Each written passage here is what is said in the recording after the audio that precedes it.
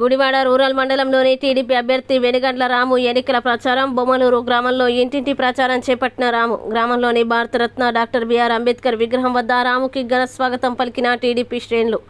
అంబేద్కర్ విగ్రహానికి నివాళులర్పించి ఎన్నికల ప్రచారాన్ని ప్రారంభించిన రాము ప్రచారంలో క్రేన్ గజమాల వేస్తూ రాముపై తమకు ఉన్న అభిమానాన్ని వినూత్నంగా చాటుకున్న మండల టీడీపీ అధ్యక్షుడు వాసె మురళి, టీడీపీ శ్రేణులు.